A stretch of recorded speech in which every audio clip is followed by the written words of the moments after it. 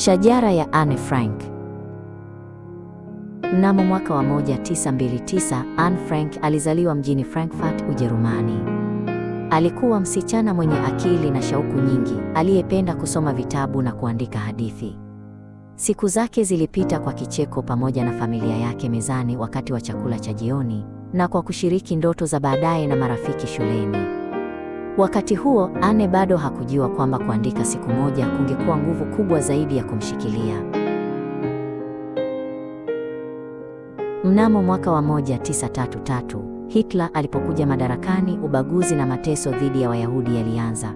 Familia ya Anne ilikatazwa kuingia bustanini kwa sababu tu walikuwa Wayahudi, na masharti shuleni na kazini yalizidi kuwa magumu kila siku. Alama za kuwakataa Wayahudi zilionekana mitaani kote, na macho ya watu yakazidi kuwa baridi kadri muda ulivyopita. Anne hakuweza kuelewa kwa nini alitendewa tofauti, si kwa sababu ya yeye ni nani, bali kwa sababu ya kuzaliwa kwake. Kadiri Ujerumani ilivyozidi kuwa hatari, familia iliondoka na kuhamia Amsterdam nchini Uholanzi. Lakini vita na chuki vilivuka mipaka na kuwafuata, na hata huko hakukuwa salama tena. Katika majira ya joto ya mwaka wa 1942, barua ilifika ikimwamuru dada yake Anne, Margot, kuripoti katika kambi ya kazi. Walipotambua kwamba hawawezi kusubiri tena, familia iliamua kutekeleza mpango wa kujificha waliokuwa wameuandaa kwa muda mrefu.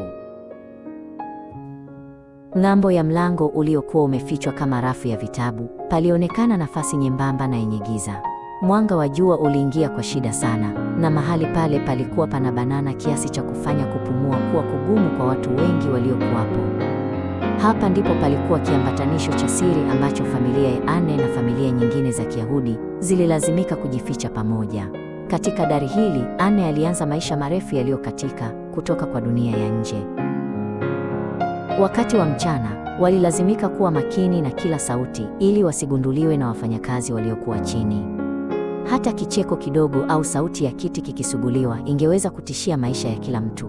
Kupitia ufa mdogo dirishani, Anne aliweza kuona barabara ambako maisha ya kawaida yaliendelea kana kwamba hakuna tatizo.